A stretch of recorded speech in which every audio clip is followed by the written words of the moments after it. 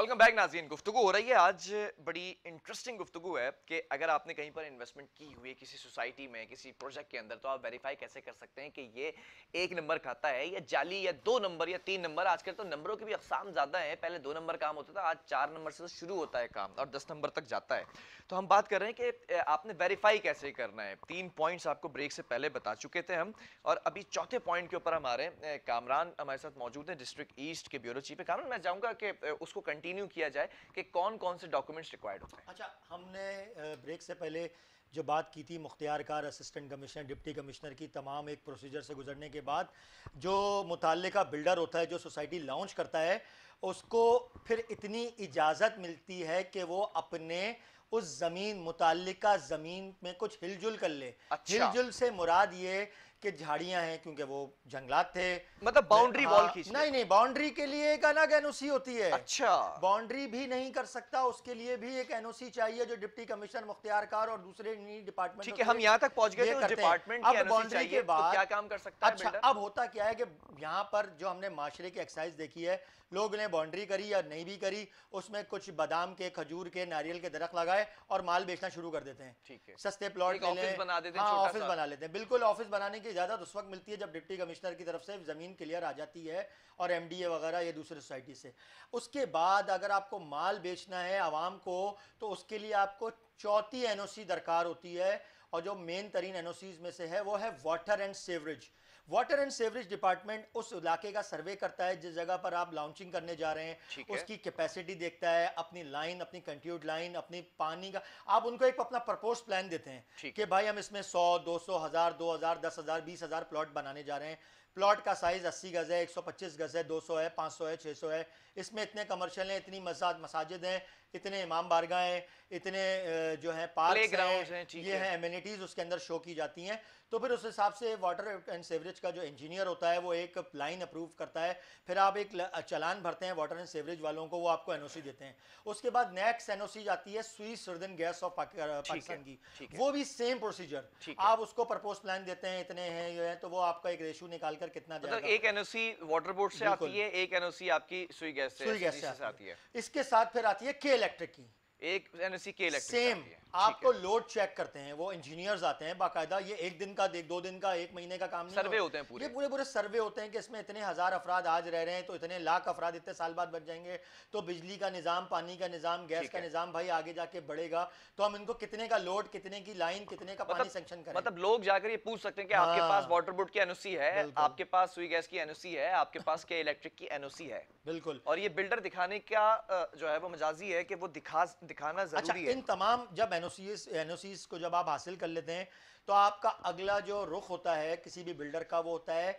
Sindh building control authority के दफ्तर में, एसबीसीए में। एसबीसीए में उस वक्त तक आप नहीं जा सकते जब तक कि मैंने जितनी भी पिछली एनओसीज आपको बताई हैं वो आपके पास जो है हार्ड कॉपी की सूरत में मौजूद ना हो। मतलब आप रुख ही नहीं कर सकते एसबीसीए के अंदर जब आप पहले जन जाते हैं तो आप उसमें टाउन प्लानिंग के लिए आप जमा कराते हैं, एसबीसीए उसको अप्रूव करेगा। फिर आर्किटेक्चरल एक कॉन्सेप्ट होता है कि आपने जो ये सोसाइटी बनाई है, इसमें आपने एमिनिटीज़ इतनी छोड़ी हैं, इसमें सड़कें इतनी फिट की हैं, कम से कम इतनी की है, बड़ी से बड़ी जो उसका एवेन्यू आ रहा है, जो अपना सड़क का निज़ाम है वो इतना है, और दूसरी मामलात हैं वो आते हैं। तो फिर एसबीसी उसको जो है आर्किटेक्चरल कॉन्सेप्ट में लेकर आता है, उसकी भी एक एनओसी जारी करता है। अच्छा, फिर उसके बाद आपका जो हाई राइज वाला बिल्डर है, जैसे प्रोजेक्ट फ्लैट साइड है या है, तो उसका आर्किटेक्चर एक कॉन्सेप्ट होता है जो आपने बनाया हुआ होता है, वो एसबीसी में आप जमा कराते हैं। एसबीसी की रुकनी टीम होती है, वो उसमें बैठती है, वो सब कुछ कर सकती है, फिर उसको पास होता है, उसके चलान भरे जाते हैं। ये सारी एनओसीज दरकार होती हैं, तकरीबन हमने बता दी आपको ऑलमोस्ट 9 के करीब। लेकिन बिलाल, मैं आपको बड़ा ज़बरदस्त अभी भी एक बात बताऊं, जो मार्केट के अंदर फ्रॉड का एक्सरसाइज चल रहा है उसको आप अब आपको आएगा मज़ा। ठीक है, इन तमाम एनओसीज होने के बावजूद भी कोई भी हाउसिंग स्कीम, कोई भी रिहायशी प्रोजेक्ट, फ्लैट साइट या कोई भी चीज़ उस अभी भी माल नहीं बेच सकता, बुकिंग नहीं कर सकता। मतलब ये तमाम एनओसीज होने के बावजूद भी ये गैर कानूनी है कि आप नहीं बेच सकते, लोग नहीं बेच सकते, क्योंकि अब जो एनओसी दरकार है वो सबसे मेन एनओसी कहलाती है। और उसकी जो है वो एनओसी के बगैर कोई एक साइन बोर्ड नहीं लगा सकते आप, एक मतलब टीवी पे इश्तिहार, एडवर्टाइजमेंट भी नहीं कर सकते। एक टीवी पे इश्तिहार नहीं दे सकते आप, एक साइन बोर्ड नहीं सजा सकते आप, सड़कों पे मार्केटिंग नहीं कर सकते, केबल पे मार्केटिंग नहीं कर सकते, आवाम को मुतवज्जा नहीं कर सकते। उसको कहते हैं डिज़ाइन एनओसी, जिसको एनओसी फॉर सेल भी कहा जाता ठीक है। है। ये है मेन। जब आपको एनओसी फॉर सेल मिल जाएगी, उस एनओसी फॉर सेल के हासिल करने के बाद ये कौन सा डिपार्टमेंट देता ये एसबीसीए देता है, ठीक टाउन है। प्लानिंग से ये निकलती है। और एसबीसीए जब ये किसी भी बिल्डर को एनओसी फॉर सेल दे देगा, उसके बाद बिल्डर के पास ये अख्तियार होता है कि वो उसका हल्ला गुल्ला भी करे, उसकी सॉफ्ट लॉन्चिंग मार्केटिंग करे। उसकी मार्केटिंग करे, मार्केटिंग कंपनी से रब्ता करे, मार्केटिंग कंपनियां उसके जो है दावत हलीम बनाएं और लोगों को इकट्ठा करें और सड़कों पर इश्तिहार लगाएं और दूसरा करें, जो भी है। ठीक है। उसके बाद होती है एनओसी फॉर सेल के साथ। हम आज जिस प्रोग्राम इस पे करने का मकसद ये है कि स्कीम 45 के अंदर हमने अपनी आंखों से देखा बहुत सी बेशतर सोसाइटियां हमारे टीवी पे पीछे चल भी रही होंगी, उनके बोर्ड्स भी होंगे। वो बहुत से लोग तो इनमें से बहुत सी एनओसियां तो हासिल करके बैठे हुए हैं, लेकिन बहुत सौ के पास इनमें से 2 या 3 के अलावा है ही नहीं, और लोगों के पास जमीन भी नहीं है। लेकिन फिर भी वो धड़ल्ले से मार्केटिंग कंपनीज, खास तौर पर 3D मार्केटिंग नामी एक कंपनी है जिसने आवाम को सुहाने ख्वाब दिखाकर हर तरीके से उनको कैप्चर करने की कोशिश की है। मतलब स्कीम 45 के अंदर ये बिल्कुल, मार्केटिंग कर रहे हैं मार्केटिंग के गैर लिए। कानूनी प्रोजेक्ट्स की। एक कबाड़ मार्केट के नाम से उन्होंने स्कीम लॉन्च कर दी है। आप उनसे बोल दें कहाँ है ये सारी एनओसीज। उधर ये शेरशाह कबाड़ मार्केट के जो हमारे ताजर लोग हैं, उनको सस्ती दुकानें, वेयर हाउसेस दुकान करके वहाँ पर माल बेचना शुरू कर दिया है। बाड़े ना क्लास जराए बताते हैं, ना क्लास गवर्नमेंट की लैंड पर फार्म हाउसेस की कटिंग शुरू कर दी है अच्छा। और अपनी वेबसाइटों पर उनके लिखा हुआ है। हमारे पास चीज़ें प्रूफ के तौर पे मौजूद है, वहाँ बैनर्स लगे हुए हैं।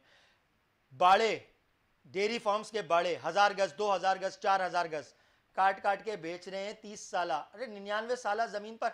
आप मुझे बताएं कि कहाँ है एसबीसीए का नक्शा, कहाँ है अप्रूवल, कहाँ है एमडीए की अप्रूवल, किस इदार, किस लोगों के तहत, कौन से कानून के तहत आप बेच रहे हो, आप कैसे बेच रहे हो। और सबसे हैरान कुन बात यह है कि अथॉरिटीज इन पर अभी तक कोई एक्शन लेगी नहीं। हाँ, मेरा अगला सवाल यही था कि मैं अगर घर बनाने के लिए खड़ा होता हूँ या कहीं छत डालने के लिए खड़ा होता हूँ, सबसे पहले मुताल्लिका इदारे राब्ता करते हैं, और कोई करे ना करे तो पुलिस तो ज़रूर कर ही लेती है, आपको भी इल्म है इस बात का।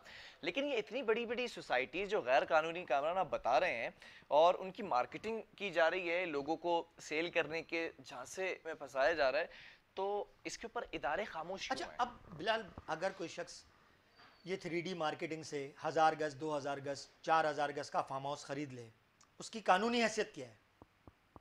उसका तो सरमाया डूब गया।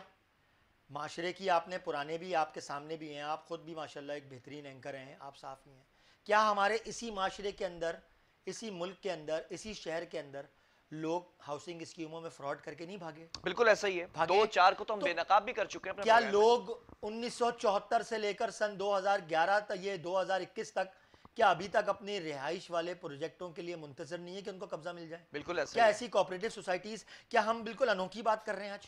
नहीं, आज हम अवेयरनेस प्रोग्राम कर रहे हैं, लेकिन सवाल यहाँ पर यही पैदा होता है जो हमेशा एक सवाल रहा है मेरे भी जहन में और आपके भी जहन में, कि इदारे, डिपार्टमेंट्स क्यों बर वक्त, एक तो होता है कि वक्त निकल जाए तो फिर फायदा नहीं कार्रवाई करने का, बर वक्त कार्रवाई क्यों नहीं करते? देखें, ये कामरान? हमारी खुद की, हमारी अपनी आवाम, मैं भी एज ए आवाम बन के बात करता हूँ उस टाइम, ये हमारी खुद की एक कह लें कि नाअहली है, या ये कह लें कि सुस्ती है। सुस्ती है कि हम लोग एक 40 रुपए किलो तरबूज को खरीदने से पहले पहले काट के चेक करते हैं कि लाल है कि खरबूजे नहीं को है, चेक मीठा है करते कि हैं नहीं। मीठा है कि नहीं है। लेकिन लाखों रुपए की इन्वेस्टमेंट करने से पहले हम उदारों को, एसबीसीए की वेबसाइट पर एलामिया जारी कर चुका है सिंध बिल्डिंग कंट्रोल अथॉरिटी, कि किसी भी प्रोजेक्ट के अंदर सरमायाकारी करने से पहले उस प्रोजेक्ट के बारे में मुकम्मल तफसीलात फराम, वेरिफिकेशन इदारे से करा लें। बाद अज़्मयात कहीं ऐसा ना हो कि आप किसी फ्रॉड के ज़मरे में आ जाएं और एसबीसीए इसमें किसी भी किस्म का कोई भी जो है मजाज नहीं होगा कि आपके नुकसान को कंपनसेट करे। तो उसका क्या मकसद है? क्योंकि एसबीसीए को भी कंप्लेंट्स जारी होंगी ना कि फलानी स्कीम, फलानी स्कीम, फलानी स्कीम। हमारा सिर्फ सवाल यह है कि आपकी सोसाइटी लीगल है, ठीक है। सुम्मा बिस्मिल्लाह, आप लोगों के लिए, फला के लिए काम कर रहे हैं, थैंक यू वेरी मच। क्या आपके पास एनओसी फॉर सेल है? क्या आपके पास हुकूमती इदारों की एनओसीज हैं? कल को अगर एसबीसीए खड़े हो जाए और बोले कि एनओसी फॉर सेल के बगैर है, तो कौन रुलेगा? आपको मैं बताऊं कि केडीए ने स्कीम 47 के नाम से जो है उस इलाके के अंदर कमोबेश 22,000 एकड़ के ऊपर अपनी नई स्कीम लॉन्च करने का इंदिया दे दिया है। जब केडीए जब उधर प्लॉट काटेगा, जब केडीए उधर अपना मामला करेगा, डिमोलिश तो होंगी? क्यों नहीं होंगी? 22,000 एकड़ एक बहुत बड़ा हजम है बिलाल, 22,000 एकड़ है। उस 22,000 एकड़ के अंदर जाहिर सी बात है वही लोग, वही सोसाइटियां जद में आएंगी जिनके बिल्कुल डॉक्यूमेंट्स आएंगी। पूरे नहीं होंगे, क्योंकि हुकूमत वक्त तो यही कहेगी ना कि आपके लीगल डॉक्यूमेंट्स कम है या नहीं है या फेक है। उस वक्त आवाम जो उधर लाखों रुपए इन्वेस्ट करके बैठी होगी, वो कहां जाके रोएगी? उसी तरह फिर कोर्टों के चक्कर, फिर वही बिल्डरों के ऑफिसों के चक्कर, फिर दाद रसी। हमारे पास कल एक साहब ने राब्ता किया, उन्होंने मुझे हमें बताया 91 से वो इतनी सरमाया करके सऊदी अरब में सारी जिंदगी गुजार कर उन्होंने पैसे जमा करे, लेकिन इधर एक कर दिया। क्या है उनके पास? आज कुछ भी नहीं है, वो रिटायरमेंट की एज पर है, कुछ भी नहीं है। गलती वही कि उन्होंने कहीं से वेरिफिकेशन नहीं करी। हमारा सिर्फ एक सवाल है कि इन मार्केटिंग कंपनीज को किसने इख्तियारात दिए हैं? इसी पर बात करेंगे मार्केटिंग कंपनीज के हवाले से कि जो लोगों को जिस तरह से फ्रॉड कर रही हैं और 2 नंबर काम करके 1 नंबर दिखाकर बेचा जा रहा है, मार्केटिंग कंपनीज की बात कर रहा हूं मैं। इस पर बात करेंगे कि उन पर कैसे कार्रवाई होनी चाहिए, या अब तक आपने जो प्रोग्राम देखा, अगर आपके पास ऐसी कोई शवाहिद हैं कि आपने जिस प्रोजेक्ट के अंदर, जिस सोसाइटी के अंदर इन्वेस्टमेंट की हुई है वो 2 नंबर सोसाइटी है, तो उनके खिलाफ कैसे एक्शन लेना है, ये तमाम चीजें बताएंगे एक वक्फे के बाद।